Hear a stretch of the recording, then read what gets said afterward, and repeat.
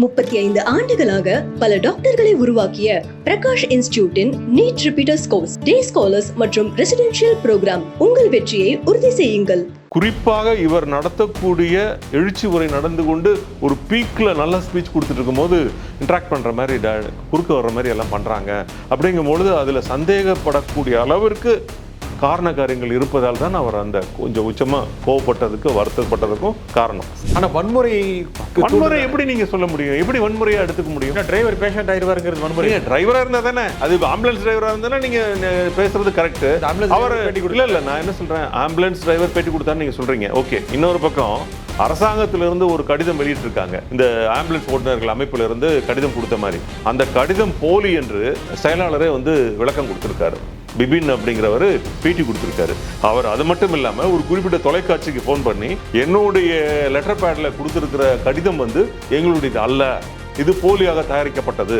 அப்போ இந்த பிரச்சனையை திசை திருப்புவதற்கு முனைவது யார் அப்படிங்கிற கேள்வி வருது. விஜய் வருது அதிமுக இழப்பு தானே, உங்க வாக்கு பிரிய வாய்ப்பு இருக்குல்ல? அவர் பேசும்பொழுது தெளிவா சொல்றாரு. என்ன சொல்றாரு? திமுக அட்டாக் பண்ணி பேசுகிறோம். எங்களை எங்கேயுமே அவர் பாயிண்ட் அவுட் பண்ணி பேசல. இன்னும் தெளிவாக சொல்ல போனால், நான் நடக்க போகிற மாநாட்டில் பார்த்தீங்கன்னா புரட்சி தலைவர் எம்ஜிஆர் படத்தையும் அண்ணா படத்தையும் போட்டிருக்கேன். நான் என்ன சொல்கிறேன், விஜயகாந்த் பயன்படுத்தக்கூடாதுன்னு பிரேமலதா சொல்கிறாங்க. ஏன் அவங்ககிட்ட கேட்கலாம்ல? ஏன் விஜயகாந்த் தானே நடிகர் தானே, அவர் பயன்படுத்தக்கூடாதா? ஏன் பயன்படுத்தக்கூடாது கேட்க மாட்டேறீங்களே? அப்படி யாரும் கேட்க மாட்டேறீங்க. அவர்களுக்கு எவ்வளவு வாக்கு சதவீதம் வரும் என்ற கடந்த கால வரலாறு எதுவுமே இல்லை. விஜய் ஒரு பாப்புலர் லீடருங்கிற ஒரு ரெக்கார்டு இருக்கு. அவர் சினிமாவில் நடிச்சார்னா சூப்பர் டூப்பர் ஹிட் ஆகுங்கிற ஒரு ரெக்கார்டு இருக்கு. பொலிட்டிக்கலாக என்ன ரெக்கார்டு இருக்கு அப்படின்னு பார்க்க போனீங்கன்னா அதில் ஒன்றும் பெருசாக சொல்கிற அளவுக்கு ஒன்றும் இல்லை.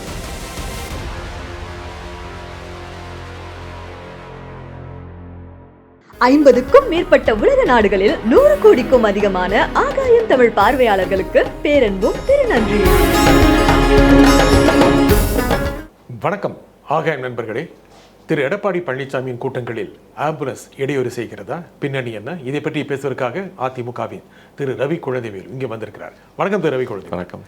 திரு எடப்பாடி பழனிசாமி பல்வேறு இடங்களில் கிட்டத்தட்ட ஒரு பிரச்சாரமே செஞ்சுட்டு இருக்காரு. பல்வேறு ஊர்களில் ஆம்புலன்ஸ் நடுவில் ரொம்ப தொல்லை பண்ணுது அப்படிங்கிறாரு.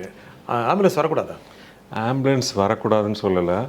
மனிதநேயத்தோடு மக்களை எப்படி நாங்கள் நடத்தணுங்கிறதுல 100% தெளிவாக இருக்கிறோம். அதில் எந்த பாகுபாடும் இல்லாமல் இருக்கும். ஆம்புலன்ஸ் வருவது காரணம் உண்மையான காரணமாக இருந்தால் கண்டிப்பாக ஏற்றுக்கொள்ளப்படும். குறைந்தது இதுவரை 100 தொகுதிக்கு மேலே அவர் கவர் பண்ணியிருக்காரு. 100 தொகுதியில் இதுவரைக்கும் 30க்கும் மேற்பட்ட இடங்களில் இந்த மாதிரி நடக்கிற நிகழ்வுகளில் அவர் பிரச்சாரம் செய்யும் பொழுது 30க்கும் மேற்பட்ட முறையில் போயிருக்கு, கிராஸ் ஆகிருக்கு. அது ஓரிரு முறை கடந்திருந்தால் அது இயற்கையாக நடந்த சம்பவம் நினச்சிருக்கலாம். அதே போல் போலீஸ் துறையில் தெளிவான அனுமதி பெற்று, முன் அனுமதி பெற்று அந்த இடங்கள் அதற்காக ஒதுக்கப்பட்டு பல்லாயிரக்கணக்கான மக்கள் கூடி நின்று அவருடைய உரையை எழுச்சி உரையை கேட்குறாங்க. கேட்க வரும்பொழுது ஒரு அசம்பாவிதம் எதுவும் நடந்துவிடக்கூடாது என்பதில் உள்ள பங்கு எங்களுக்கும் அந்த பங்கு உண்டு. அந்த வருகிற மக்களை பாதுகாப்பாக வரவழைத்து திரும்பவும் அவங்களை அனுப்புறதுல எல்லா விதத்திலையும் எங்களுக்கும் அந்த தார்மீக அடிப்படை உரிமை இருக்கிறது. மக்களை பாதுகாக்கணுங்கிற அந்த அடிப்படையில் திடுதிப்புன்னு ஒரு ஆம்புலன்ஸ் வருது, ஒரு முறை, இருமுறை, ஒரு 4 முறை வந்திருந்தா கூட நாங்கள் சந்தேகப்பட்டிருக்கிறதுக்கு வாய்ப்பில்லை. தொடர்ச்சியாக 30 முறைக்கு மேல் வரும்பொழுது அதில் உள்ள விஷயங்களை நுண்ணிப்பாக பார்க்கும் பொழுது அதில் என்ன நடக்குதுன்னா, வெறும் ஆம்புலன்ஸ் மட்டும் வருது, கிராஸ் ஆகுது, போகுது, ஒரு கலக்கத்தை உண்டு பண்ணுது அப்படிங்கிறது தெளிவாகிவிட்டது. தெளிவாகிவிட்டதுக்கு அப்புறம் இன்னொரு முறை எதுவும் நடக்குமான்னு பார்த்துட்டு இருக்கும்போது தான் இந்த நிகழ்வு நடந்தது. நடக்கும் பொழுது இதையும் கிராஸ் செக் பண்ணும் பொழுது தான் அப்போ தெளிவாக தெரிஞ்சது, இது இந்த கூட்டத்தை கலைப்பதற்காகவும் பதற்றத்தை உண்டு பண்ணுவதற்காகவும் ஆளுங்கட்சியால் ஏற்படுத்தப்பட்ட நிகழ்வு அப்படிங்கிறது தெளிவாக தெரிஞ்சிருச்சு. அதற்கப்புறம் தான் அவர் கோவப்பட்டார். அதாவது ஒரு முறை, இருமுறை நடந்து அவர் கோவப்பட்டிருந்தாலோ இல்லை பேசியிருந்தாலோ நீங்கள் தவறாக எடுத்துக்கிறது கூட ஒரு நியாயம்னு சொல்லலாம். 30 முறைக்கு மேல் கடந்திருக்கிறதுன்னு சொல்லியிருக்காரு. பொறுமையின் உச்சத்திற்கே சென்றிருக்காரு. இதற்கு மேல நீங்களும் ஒரு இல்லத்திலிருந்து எங்களை அரங்கத்துக்கு வந்திருப்பீங்க. நீங்க வரும்போதே கிட்டத்தட்ட 2 முறையாவது ஆம்புலன்ஸ் கிராஸ் பண்ணி, அதை நாங்கள் தவறுன்னு சொல்லவே இல்லை. ஆனால் ஆம்புலன்ஸ் கிராஸ் பண்ணுறது நீங்க 100 கூட்டங்கள் கலந்துருக்கிறாரு, 30 முறை ஆம்புலன்ஸ் கிராஸ் பண்ணிருச்சு அப்படிங்கிறீங்க. அது ஏதோ இயற்கைக்கு மாறானது, அரசாங்கம் சதி செய்யுது அப்படின்னு நேரடியாக சொல்லி. இல்லை, நான் என்ன சொல்றேன், இந்த நிகழ்வு எல்லா இடத்துலையும் கிராஸ் ஆகிட்டு இருக்கு, போயிட்டு இருக்கு, அதெல்லாம் வேற விஷயம். குறிப்பாக இவர் நடத்தக்கூடிய எழுச்சி உரை நடந்து கொண்டு ஒரு பீக்கில் நல்ல ஸ்பீச் கொடுத்துட்டு இருக்கும்போது இன்ட்ராக்ட் பண்ணுற மாதிரி குறுக்க வர்ற மாதிரி எல்லாம் பண்ணுறாங்க. அப்படிங்கும்பொழுது அதில் சந்தேகப்படக்கூடிய அளவிற்கு காரண காரியங்கள் இருப்பதால் தான் அவர் அந்த கொஞ்சம் உச்சமாக கோவப்பட்டதுக்கு வருத்தப்பட்டதுக்கும் காரணம். மனித உயிர்களை காக்க வேண்டும், மனித உயிர்களுக்கு உதவ வேண்டும் என்கிற உன்னத நோக்கம் வந்து எங்களுக்கு இருக்கிறது. அதுல எந்த மாறுபட்ட கருத்தும் கிடையாது. நீங்களே 2 முறை சொல்லிட்டீங்க அவர் கோவப்பட்டாரு, அது அந்த உச்சத்துக்கு. அது காரணம் என்னன்னா 30 முறை நடந்ததுனால தான். அது அவர் தெளிவுபடுத்துறாரு. 30 முறைக்கு மேல இது மாதிரி நடந்திருக்கு, ஒரு முறை 2 முறை இல்லை. அதே போல ஒவ்வொரு நிகழ்வுகளையும் நீங்க பாருங்க, ஒரு முதலமைச்சராக இருந்தவர், ஒரு எதிர்க்கட்சி தலைவராக இருக்கக்கூடியவர், ஒரு மக்களின் ஏகோபித்த ஆதரவால பெருவாரியான இடங்களை வெற்றி பெற்று ஒரு நல்ல அப்போசிஷன் லீடரா இருக்கிறாரு. 4 ஆண்டு காலம் ஒரு முதல்வராக இருந்திருக்காரு. 53 ஆண்டு காலத்தை கடந்த ஒரு பாரம்பரியமான திராவிட கட்சி, 31 வருடம் ஆண்ட கட்சி, 2 முறை 10 வருடம் தொடர்ந்து இருந்த கட்சி. அப்படிப்பட்ட ஒரு கட்சியினுடைய தலைவருக்கு மக்களுக்கு இடையூறு ஏற்படுத்தக்கூடிய விஷயம் எது சரியானதா தவறா என்று தெரியாதா இல்ல புரியாதா? அந்த அளவுக்கு அடிப்படை நாகரிகம் இல்லாமல் இருப்பதற்கு வாய்ப்பு இருக்கிறது. அந்த கோவம் சரியா, இந்த யாரும் செக் பண்ணுங்க, டிரைவர் யாரும் செக் பண்ணுங்க அப்படி சொல்றது, அப்புறம் வந்து இனி டிரைவர் இந்த மாதிரி வந்தா பேஷண்டா தான் போவார் அப்படின்னு சரியா? ஆமாங்க, நான் என்ன சொல்றேன், அது உண்மையாக இருந்தால் அந்த எச்சரிக்கை அவர்களுக்கு பொருந்தாது. போலியாக அந்த எழுச்சி உரைக்கு நடுவு இடையூறு ஏற்படுத்த நினைத்தால் அவர்களுக்கு எச்சரிக்கை கொடுப்பதில் என்ன தவறு இருக்கிறது? டிரைவர் பேஷண்டா போவாருங்கிறது சொல்லாங்க. நான் என்ன சொல்றேன், இப்போ முதலமைச்சர் சொல்லாம இருங்க, நான் என்ன சொல்றேன், நீங்க வந்து ஒரு பிரச்சனை நடக்கிறது, தூரத்துல நடக்கிறது, ஒரு 10,000க்கு மேற்பட்ட மக்கள் வந்து கூடியிருக்காங்க. இப்போ கழகத்தில் உள்ள உணர்ச்சி பொங்கக்கூடிய தொண்டர்கள் இருப்பார்கள். அந்த எழுச்சி உரை நடந்து கொண்டு இருக்கிற தருணத்தில் ஒரு போலியாக ஒரு விஷயம் நடக்குது அப்படிங்கும் பொழுது அவர்கள் உத்வேகத்தினால கோவப்பட்டு ஏதாவது ஒரு சம்பவம் நடந்தால் அதற்கு யார் பொறுப்பேற்கிறது? இந்த கட்சி தானே பொறுப்பேற்க வேண்டும், அந்த கட்சி தலைமை தானே பொறுப்பேற்க வேண்டும்.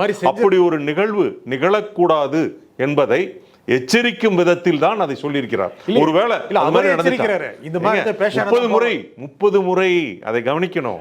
நீங்க ஒரு முறை 2 முறை அப்படின்னா நான் என்ன சொல்றேன், அவர் பேசிட்டு இருக்காரு. ஆனா வன்முறை எப்படி நீங்க சொல்ல முடியும்? எப்படி வன்முறையா எடுத்துக்க முடியும்? டிரைவர் பேஷண்ட் ஆயிருவாருங்கிறது வன்முறை. டிரைவரா இருந்தா தானே, அது ஆம்புலன்ஸ் டிரைவரா இருந்தா நீங்க பேசுறது கரெக்ட்.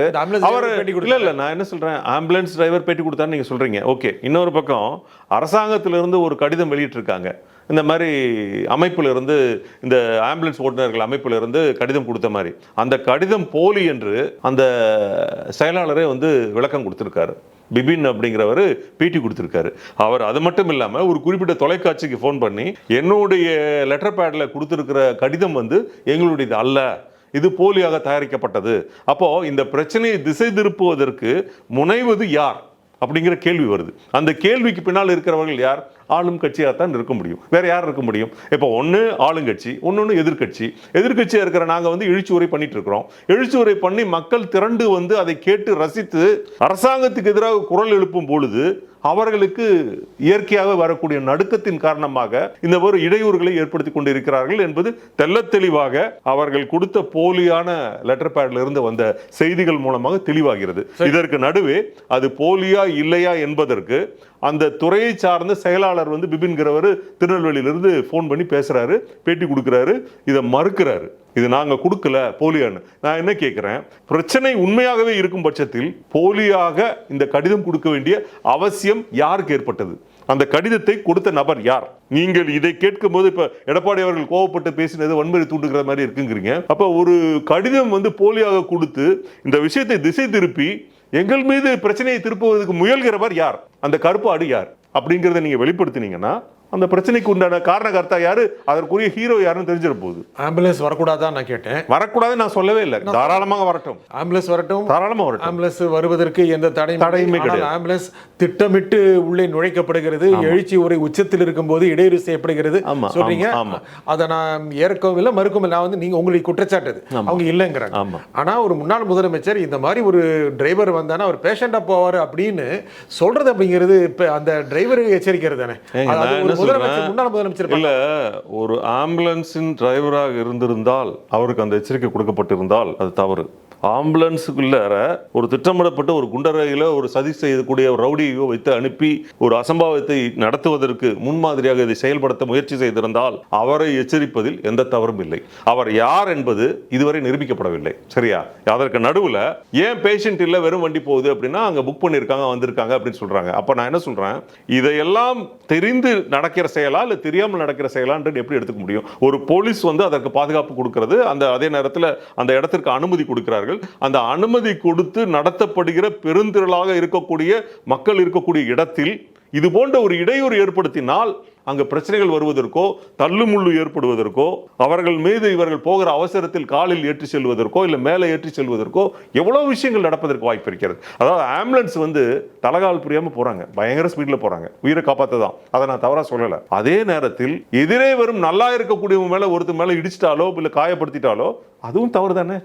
அதே போல ஒரு 10,000க்கு மேற்பட்ட மக்கள் வந்து கூடியிருக்கிற இடத்துல ஒரு ஆம்புலன்ஸ் திடுதுப்புன்னு பூதுகிறது என்றால் அந்த இடத்தில் இட நெருக்கடி உண்டு பண்ண முடியுமா முடியாதா சொல்லுங்க? திடீர்னு ஒரு இடத்துல ஃபுல் டைட்டா இருக்காங்க, அதாவது ஒரு 1 feet கேப் கூட கிடையாது, ஒரு ஆளுக்கும் இன்னொரு ஆளுக்கும் வெறும் தலைகள் மட்டும்தான் தெரிகிறது, அப்படியே மனித கடலாக தெரிகிறது. அப்படிப்பட்ட இடத்துல ஒரு சக்தியை கொண்டு போய் நீங்க உள்ள சொருக போறீங்கன்னா அப்ப என்ன ஆகும்? பிரச்சனைகள் வரும்ல. அப்ப அந்த பிரச்சனைகளுக்காக மயக்கம் ஏற்பட்டோ தள்ளுமுள்ளு ஏற்பட்டோ கைகால்கள் உடைந்தோ இல்ல சில பேருக்கு நசுங்கினாலோ யார் அதற்கு பொறுப்பேற்பது? அரசாங்கம் தானே பொறுப்பேற்க வேண்டும், காவல்துறை தானே பொறுப்பேற்க வேண்டும். காவல்துறை தானே அனுமதி கொடுத்திருக்கிறது. அனுமதி கொடுக்க தெரிந்த காவல்துறை இதை வழிமாற்றி அனுப்புவதற்கு ஏன் தெரியவில்லை? இந்த தடத்திலேயே தான் 30 வாட்டி போகணுமா? வேற இடமே கிடையாதா? அது எப்படி நாங்க போடும்போதே கரெக்டா 30 வாட்டி அது மாதிரி போறீங்க, அதே நேரத்தில் அந்த நேரத்தில் தான் எல்லாரும் உடம்பு சரியில்லாம போகுமா? அந்த நேரத்தில் தான் இதாகுமா? இது என்ன, இது இயற்கையா இருந்தா ஏத்துக்கலாம். நான் என்ன சொல்றேன், அவர் பிரச்சாரம் பண்ணிட்டு இருக்காரு, அப்போ இஸ்லாமியர்கள் தொழுகை நடத்துகிறார்கள், உடனே நிறுத்தி விடுகிறார். அவர்கள் எந்த மதமாக இருந்தாலும் சரி, இனமாக இருந்தாலும் சரி, மொழியாக இருந்தாலும் சரி, அவர்களுக்கு மதிப்பளிக்கும் விதமாக அவர்கள் தொழுகை நடந்து முடியும் வரை அமைதி காக்க சொல்லி அந்த தொழுகையை நடத்தி முடித்ததற்கு பின்பு தொடர்கிறார். இந்த மனித பண்பு விட பெரிய மனித பண்பு என்ன வேணும்னு நினைக்கிறீங்க? ஒரு சரியான செயலை செய்யக்கூடாதவர் எல்லா இடத்துலையும் தப்பா தானே செய்வாரு இல்லையா? அப்ப என்ன சொல்றாரு, ஒரு இடத்துல போயிட்டு இருக்காரு, ஒரு ஆம்புலன்ஸ் வருது, வழி விடுங்கப்பா போகட்டும் அப்படின்னு சொல்றாரு. ஏன் அப்பெல்லாம் கரெக்டா தானே சொல்லிட்டு இருந்தாரு? சரி 30 முறை அவர் சொல்றாருல்ல, எத்தனை முறை ஒரு வழிவிடுங்கன்னு சொல்லி ஒரு அனுப்புனாருங்கிற வீடியோவை நீங்க டிவியில் எல்லாரும் பார்த்துட்டு தானே இருக்கீங்க. அப்பெல்லாம் நல்லவர் தானே தெரிஞ்சாரு.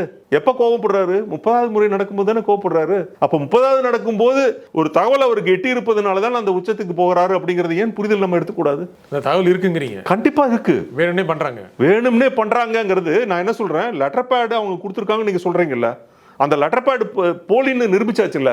அந்த கையெழுத்து போட்ட நபர், அந்த சம்பந்தப்பட்ட நபர் பேட்டி கொடுக்கிறார் இல்லையா? என்னன்னு சொல்றாரு, இது நான் கொடுக்கல, என்னோட கையெழுத்து கிடையாது, எங்களோட லெட்டர் பேடு கிடையாது, இதுதான் எங்க லெட்டர் பேடு. இப்ப போலியாக செயல்படுத்தப்பட்டவர் யார், அதை செய்யக்கூடியவர் யார், அதை தகவல் தெரிவித்து சொல்லலாமே. போலீஸ் துறை மொத்த துறையும் ஸ்டேட் கவர்மெண்ட் கிட்ட தானே இருக்கு. அந்த துறை செயல்படுவதாக இருந்தால் அடுத்த சில நிமிடங்களில் கண்டுபிடித்திருக்கலாமே. ஏன் கண்டுபிடிக்கல? எங்க மேல குறை சொல்ல தெரிந்த அவர்களுக்கு இந்த தவறையும் கண்டுபிடிக்கலாம்ல. ஆனா நீங்க சொல்றீங்க வேணுனே ஆம்புலன்ஸ் நடுவில் விடுறாங்க. ஆமா.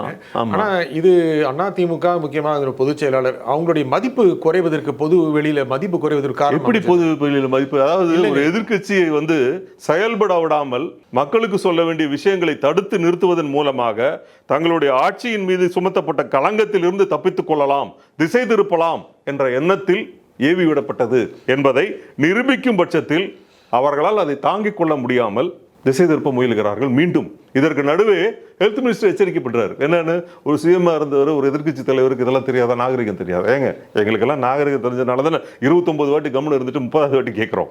நாகரிகம் தெரியாமல் இருந்திருந்தால், முதல் தடவையே அது நடந்திருந்தால் நீங்க கேட்பது நியாயம், 100% நியாயம். 30 தடவை நடந்ததுக்கு பிறகு கேட்கும் பொழுது சதியை சதி என்று சொல்லாமல் அதை என்னன்னு சொல்றது சொல்லுங்க. ஆனா இந்த கூட்டம் எல்லா கட்சிகளும் கூட்டி தான் கூட்டுறாங்க, ஆனா இந்த கூட்டமும் கூட்டி வந்த கூட்டம் தான் அப்படின்னு மற்ற கட்சிகள்லாம் சொல்றாங்க. சரி, ஆனா செல்வாக்கு உயர்ந்திருக்கு நினைக்கிறீங்க? உறுதியாக உயர்ந்திருக்கிறது. அதாவது நான் என்ன சொல்றேன், கூட்டி வந்த கூட்டம் இல்ல திரட்டப்பட்ட கூட்டம் இல்ல அழைத்து வந்த கூட்டம், எப்படி வேணா சொல்லட்டும், அது என்ன வேணா இருக்கட்டும், கூட்டம் வரணும் இல்ல நான் என்ன சொல்றேன், அது ஒண்ணு. இன்னொன்னு வந்து ஒரு துளி கூட கலையாமல் அந்த கூட்டம் இறுக்கமாக ஒரு அடி கேப் கூட இல்லாம அவ்வளவு டைட்டா இருக்காங்க, அது ஒண்ணு. இன்னொன்னு, அவர் கேட்கிற கேள்விகள் அத்தனைக்கும் குரலால் பதில் எழுப்புகிறார்கள். நீங்க மனிதர்களை கூட்டி வந்து நிறுத்தலாம், காமிக்கலாம், எல்லாம் பண்ணலாம். இந்த குரலை எழுப்புவதற்கு இங்க யாரும் ரிமோட் வச்சுட்டு இருக்காங்களா? அங்க அப்படி வைப்ரேட் ஆனா உடனே ஆன்னு கத்தணும், இப்படி வைப்ரேட் ஆனா ஈன்னு கத்தணும், அந்த மாதிரி எல்லாம் ஒண்ணு எங்கேயும் டெக்னாலஜி இல்லை இல்லையா? அப்ப நான் என்ன சொல்றேன், அவர் வந்து ஆளும் கட்சிக்கு எதிராக பல விஷயங்களை பேசும் பொழுது அதை ஆமோதிக்கிறார்கள். அதே போல அவர் வந்து இப்போ நாளைக்கு இப்போ சொல்கிறாரு, இந்த ஆட்சி வந்து உங்களுக்கு சரியான இதை கொடுக்குதா, நிம்மதியாக இருக்கீங்களா, நிறைவாக இருக்கிறதா அப்படின்னு கேட்டால் இல்லை என்று சொல்கிறார்கள். திட்டங்கள் உங்களுக்கு வந்து சேர்ந்ததா என்று கேட்டால் இல்லை என்று சொல்கிறார்கள். இதே மாதிரி வருங்காலத்தில் வந்து என்ன நடக்கும், நம்ம ஆட்சி வருமா, என்ன பண்ணுவோம் அப்படின்னு கேட்டால் அதுக்கு பதில் சொல்கிறார்கள். அதே மாதிரி போகும்போது அவர் என்ன சொல்கிறாரு, பை பை ஸ்டாலின் சொல்கிறாரு. எல்லாரும் பை பை ஸ்டாலின் சொல்கிறாங்கல்ல, இந்த பை பை ஸ்டாலின் நாங்கள் என்ன சொல்லி கொடுத்து சொல்கிறோமா? அவர் சொல்கிறாருல்ல, இந்த ஆட்சி பண்ணது போதும், உன் ஆட்சி நிறைவு பெற போகிறது, 8 மாத காலம் தான் இருக்கிறது, நீங்கள் ஆண்ட ஆட்சி போதும், பை பை ஸ்டாலின் அப்படிங்கிறாரு. எல்லாரும் பை பை ஸ்டாலின் சொல்கிறாங்களே, அதை என்ன நாங்கள் சொல்லி கொடுத்து சொல்கிறோமா? ஆனால் இந்த மாதிரி சொல்கிறது இல்லை, அதுக்கு ஏதாவது டாப்பிங் வைஸ் கொடுக்குறேன்னு சொல்ல போகிறீங்களா? இல்லை, அந்த மாதிரி நீங்கள் அவ்வளோ பெரிய எழுச்சியே எல்லா தொலைக்காட்சியிலையும் பார்க்குறீங்க, பாகுபாடு இல்லாமல் இல்லையா? நீங்கள் நேரடியாக போய் லைவ்ல கூட போய் பாருங்க, செக் பண்ணுங்க, யாரும் வேண்டான்னு சொல்லலையே. இதை யாரும் வந்து கட்டாயப்படுத்தி பண்ண வைக்க முடியாது, புரியுதுங்களா? அவர் கேட்கிற கேள்விகளுக்கு இப்போ புரட்சித் தலைவர் அம்மா இருக்கும்போது கேட்பாங்க, செய்வீர்களா செய்வீர்களா அப்படின்னு கேட்பாங்க. அந்த ஒட்டுமொத்த கூட்டமும் அதற்கு பதில் எழுப்பும். அதே பாங்கிலே இப்போ அவர் எழுப்புகிற கேள்விக்கு பதில் சொல்றாங்க. அப்ப அதை பார்க்க முடியுது. திரு எடப்பாடி இன்னொரு நான் என்ன சொல்றேன், ஜெயலலிதா அப்படி நான் என்ன சொல்றேன், ஒரு ஜெயலலிதா தான், ஒரு எம்ஜிஆர் தான், ஒரு அண்ணாதுரை தான், ஒரு கருணாநிதி தான், ஒரு எடப்பாடி பழனிசாமி தான். அவர் அந்த இடத்துக்கு உருவாகி வருகிறார், தலைவராக உருவாகி வருகிறார். அவர் எப்பயுமே தன்னை தலைவர் என்று சொல்லிக் கொள்வதே இல்லை, தன்னை ஒரு அடிப்படை தொண்டன் என்று தான் சொல்லிக் கொள்கிறார். அந்த தொண்டனிலிருந்து உருவாக்கப்பட்ட ஒரு நபர் அந்த கட்சியை வந்து வழிநடத்தி செல்கிறார். அப்படிதான் சொல்லிட்டு இருக்காரு. அவர் வந்து நான் ஒப்பற்ற தலைவர், நான் ஜெயலலிதாவுக்கு மேல தலைவர், எம்ஜிஆருக்கு மேல தலைவர், அவர் என்னைக்குமே பேசுறது கிடையாது. தன்னை ஒரு சாதாரண தொண்டனாக தான் சொல்லிட்டு இருக்காரு. ஆனா ஒரு தலைமைங்கிற ஒரு அதிகாரம், தலைமை பண்பு என்பது உங்களுக்கு காலம் வந்து உங்களுக்கு கற்றுக் கொடுக்கிற பாடம். ஒவ்வொரு ஆண்டும் அப்படி கடக்க ஒவ்வொரு துறைகளை கடக்க ஒவ்வொரு பிரிவுகளை கடந்து வரும்பொழுது, ஒவ்வொரு தேர்தல்களை கடந்து வரும்பொழுது அந்த அனுபவம் பெருகி தான் ஒரு பெரிய தலைவர் உருவாகுறாங்க. அப்போ தலைவர் வந்து அவர் தானாக உருவாகல, அம்மாங்கிற ஒரு நபர் இப்போ தலைவர் வந்து இறந்து போகிறாங்க, அந்த இடம் வெற்றிடம் ஏற்படுகிறது. வெற்றிடம் ஏற்படும் பொழுது அதை நிரப்ப வேண்டிய கட்டாயம் வந்து அந்த 1.5 கோடி தொண்டர்களுக்கு ஒருவருக்கு வரக்கூடிய ஒரு அவசியம் ஏற்படுகிறது. அதில் வந்து முன் வந்து இவர் செய்தியாக இருப்பார் அப்படின்னு சொல்லி செயல்படுத்த வைக்கிறாங்க.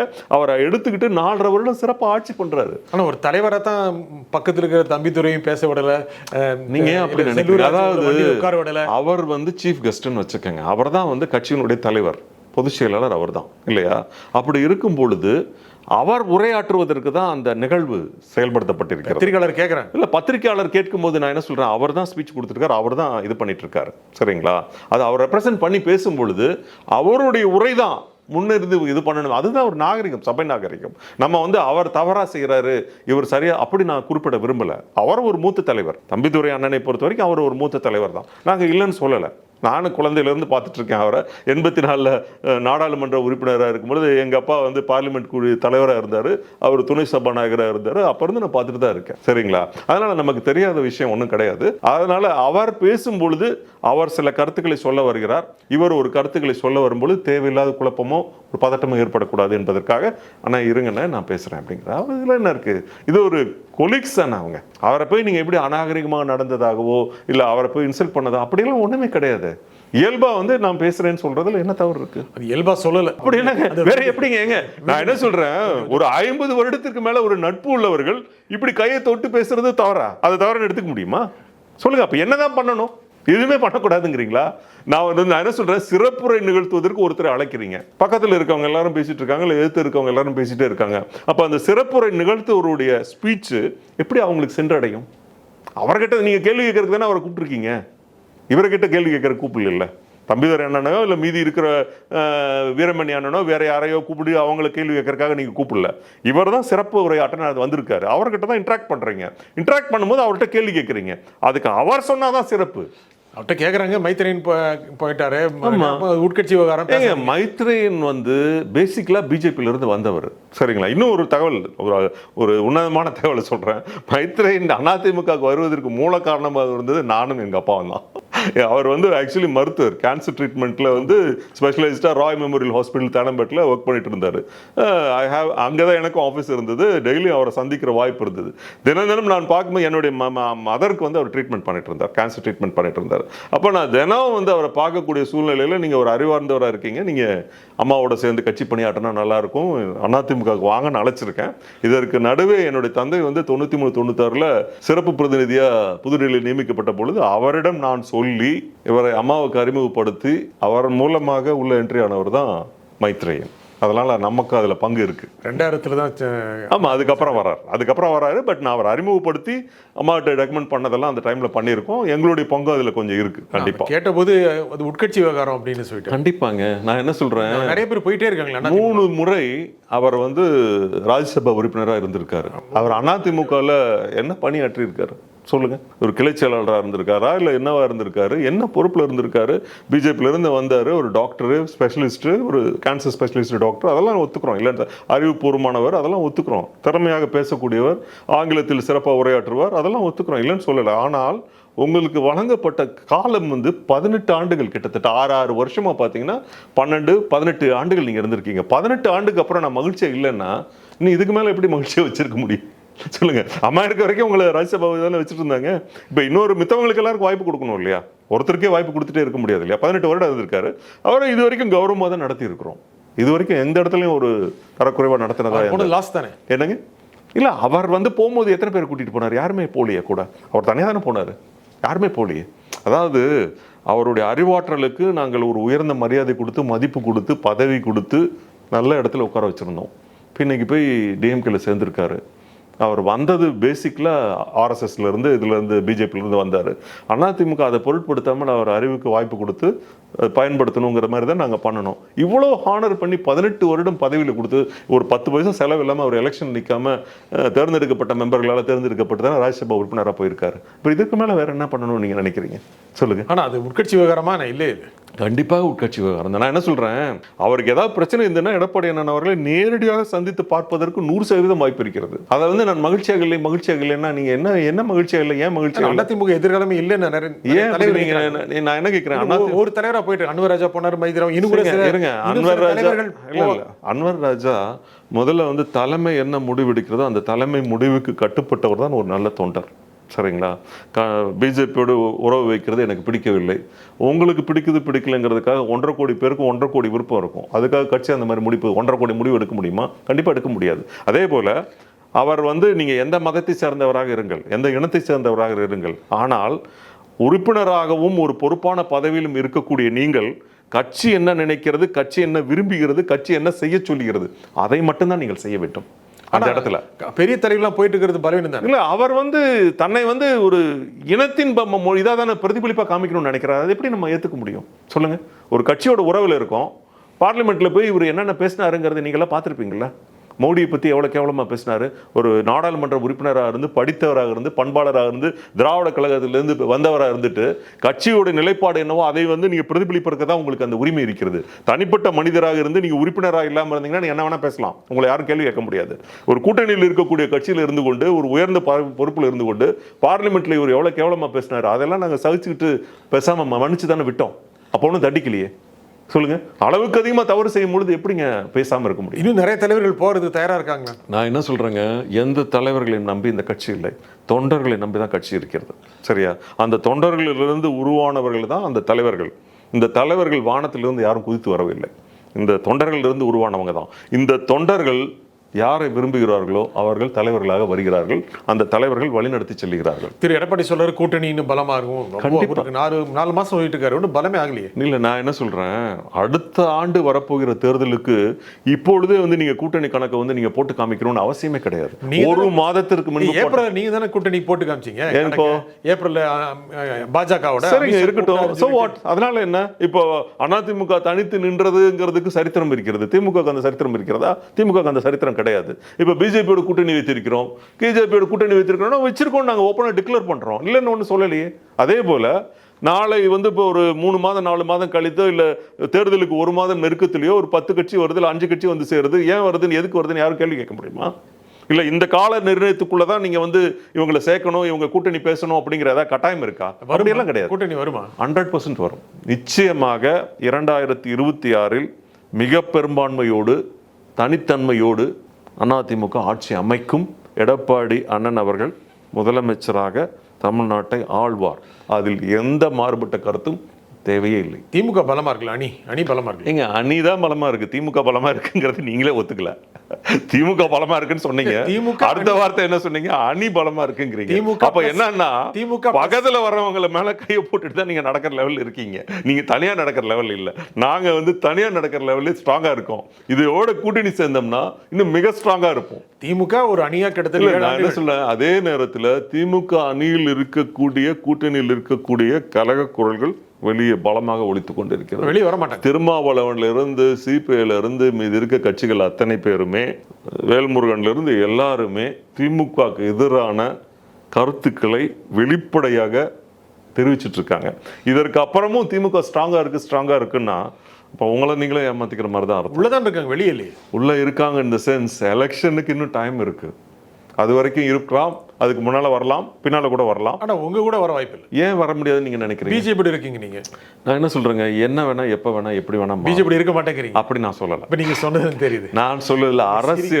அரசியலில் எது வேண்டும் என்றாலும் எப்படி வேண்டும் என்றாலும் மாறும் இந்த கணக்குகள். சரியா? கட் பண்ணி விட்டுருவீங்களா? அதெல்லாம் நான் ஏன் அப்படி நீங்க நினைக்கிறீங்க? எனக்கு சொல்றது வச்சு நான் அப்படின்னு சொல்லவே இல்லையே. பிஜேபி கட் பண்ணுவேங்கிற வார்த்தையை நான் யூஸ் பண்ணவே இல்லை. ஆனா நீங்க அரசியலில் கணக்கு எப்படி வேண்டும் என்றாலும் மாறும். நீங்க அதை சொன்னது மூலமே அது நீங்க சிரிக்கிறீங்க. ஏங்க சிரிக்கிறதுக்கு ஒரு காரணம் அப்படி அர்த்தம் எடுத்துக்க முடியுமா? அப்ப நீங்க சிரிக்கிறதுக்கு என்ன அர்த்தம் எடுத்துக்க முடியும் சொல்லுங்க. நீங்க சொல்றது பார்த்தா நான் சிரிக்கிறேன். நான் என்ன சொல்றேன், எங்களுடைய கூட்டணி நாங்க தெளிவா தான் இருக்கோம். எங்களுடைய ஒத்து கருத்து உடையவர்களோடு கூட்டணி வைத்துக் கொள்ள வேண்டும் என்பதில் எந்த மாறுபட்ட கருத்தும் இல்லை. அதை ஒத்து யார் வருகிறார்களோ அவர்களோடு சேர்ந்து பயணிப்பதில் எங்களுக்கு எந்த பிரச்சனையும் இல்லை. அந்த ஒத்து கத்து இல்லாதவங்களோட தான் நம்ம சேர முடியாது. திமுக அணியில் இருக்கிற அவங்களே பாருங்க, பேசும்போது என்ன சொல்றாங்க, அண்ணா திராவிட முன்னேற்ற கழகம் என்ன தீண்டத்தகாத கட்சியா, ஏன் சேரக்கூடாது, கூட்டணி ஏன் வைக்க கூடாது, சேர்ந்தால் என்ன பேசுறாருல. அப்ப அவங்கள நீங்க திருப்பி கேட்கலாம்ல, அப்ப நீங்க கூட்டணியில் இல்லையா, வெளியே வந்துட்டீங்களா, ஏன் இந்த வார்த்தைகள் யூஸ் பண்றீங்க, இப்ப யூஸ் பண்ண வேண்டிய அவசியம் என்ன இருக்கு? அப்படி யாரும் கேட்கலையே. அவங்களுக்கு ஒரு ஆப்ஷன் இருக்கு. அதான் நான் சொல்றேன். பிஜேபி எல்லாருக்கும் இல்ல. நான் என்ன சொல்றேன், நான் என்ன கேட்கிறேன், திருமாவளவன் இவ்வளவு தெளிவா நீங்க புகழ்ந்து பாராட்டி பேசுறீங்க. இதே திருமாவளவன் ஒரு தேர்தலில் ஒரு சின்னம் திமுகலையும் ஒரு சின்னம் அவங்களுடைய தனிப்பட்ட சின்னத்தில் நின்றாரு.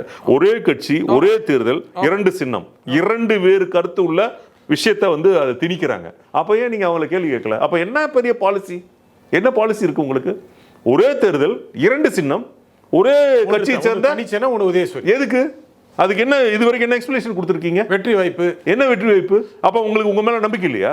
திமுக இல்ல, நான் என்ன கேட்கிறேன், ஒரு கட்சியோட கூட்டணி வைக்கிறீங்க, அந்த கட்சியோட கூட்டணி சின்னத்துல நிக்கணுங்கிறத நீங்க ஏன் அதுல போய் அந்த லாக் ஆகுறீங்க? அப்ப உங்களுக்குன்னு தனித்துவம் இருக்குன்னு சொல்றீங்க, ஒடுக்கப்பட்ட சமுதாயத்தினுடைய குரலா நீங்க ஒழிக்கிறேன்னு சொல்றீங்க, அவங்களை காப்பாத்துவேன்னு நீங்க சொல்றீங்க. ஜெயிக்கணும்ல, ஜெயிக்கணுங்கிறதுக்காக தானே அந்த மாதிரி ரெண்டு சின்னத்தில் நிக்க வேண்டிய சூழல் ஏற்படுது. இல்ல, ஒரு கட்சி ஒரு தேர்தலில் ரெண்டு விதமான முடிவு எடுக்கும் பொழுது அவர்கள் மேலேயே அவர்களுக்கு ஒரு பெரிய இது இருக்க மாதிரி, கான்ஃபிடென்ட் இருக்க மாதிரி தெரியல.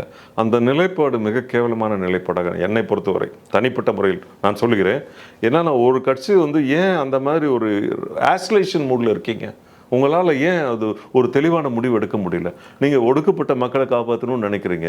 அந்த காப்பாற்றணும்னு நினைக்கிற நீங்கள் எவ்வளோ ஒரு தீர்க்கமாக தெளிவாக முடிவு எடுத்துருக்கணும். அந்த முடிவு எடுக்கலையே. சார், இப்போ விஜய் வருது, அதிமுக இழப்பு தானே, உங்கள் வாக்கு பிரிய வாய்ப்பு இருக்குல்ல? விஜய் வர்றதுனால எங்களுக்கு எப்படி இதாகும்? கண்டிப்பாக பிரிப்பார் இல்லைங்க. நான் என்ன சொல்கிறேன், அவர் பேசும்பொழுது தெளிவாக சொல்கிறாரு. என்ன சொல்கிறாரு? திமுகவை தான் அட்டாக் பண்ணி பேசுகிறாரு இல்லையா?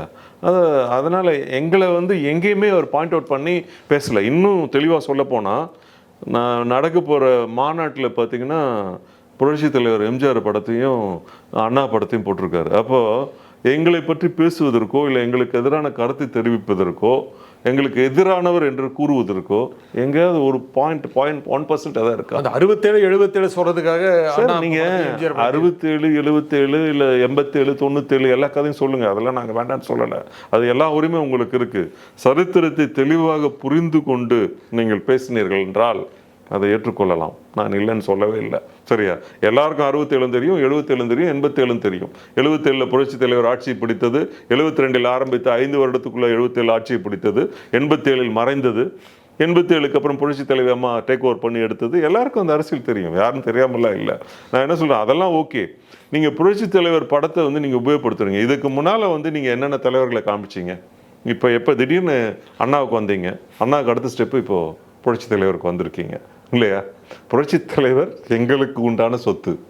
அவரால் உருவாக்கப்பட்ட ஒரு இயக்கம் 53 ஆண்டுகளை கடந்து ஆட்சி பண்ணிட்டு 30 வருடத்துக்கு மேலே ஆட்சி பண்ணிட்டு இருக்கிற ஒரு கட்சி, ஒரு தலைவராக இருக்கிற கட்சி இருக்கும் பொழுது நீங்கள் எல்லாரும் எடுத்து பயன்படுத்திட்டு இருக்கீங்க அப்படின்னா அப்புறம் எங்களுக்குங்கிற ஒரிஜினாலிட்டி என்ன இருக்கு? எம்ஜிஆர் படத்தை விஜய் பயன்படுத்தக்கூடாது. எப்படி நான் என்ன சொல்கிறேன், விஜயகாந்த் பயன்படுத்தக்கூடாதுன்னு பிரேமலதா சொல்கிறாங்க. ஏன் அவங்ககிட்ட கேட்கலாம்ல, ஏன் விஜயகாந்த் தானே நடிகர் தானே, அவர் பயன்படுத்தக்கூடாதா, ஏன் பயன்படுத்தக்கூடாதுன்னு கேட்க மாட்டேறீங்களே? அப்படி யாரும் கேட்க மாட்டேறீங்க. உங்ககிட்ட கேட்குறேன். நான் என்ன சொல்கிறேன், எம்ஜிஆர் எங்களுக்கு உரிய, அவர் எங்களுக்கு உண்டான தலைவர். நாங்கள் அவரை தான் வச்சு மெயினாக வச்சு கொண்டு வர்றோம். அவரை உருவாக்குன கட்சி இருக்குது, லைவாக இருக்குது இல்லையா? இல்லாமல் இருக்குது அப்படி. அண்ணா வந்து பொதுப்படையானவர், எல்லாருக்கும் பொதுப்படையானவர். பெரியார் வந்து எல்லாருக்கும் பொதுப்படையானவர். இப்போ கருணாநிதி வந்து திமுகவுக்கு எப்படி சொத்தோ, எம்ஜிஆர் வந்து எங்களுக்கு, எம்ஜிஆரும் புரட்சி தலைவர் அம்மா எங்களுக்கு உண்டான சொத்து. அதை நாங்கள் ஏன் யூஸ் பண்ணுறீங்கன்னு கேள்வி கேட்குறதுக்கு எங்களுக்கு எல்லாம் ரைட்ஸ் இருக்குது. யூஸ் பண்ண வேண்டாங்கிறீங்க. எதற்கு யூஸ் பண்ணணும்? உங்களுக்கு உண்டான தலைவர்கள் தான் நீங்கள் லைனாக கட்டி வச்சிருக்கீங்களே.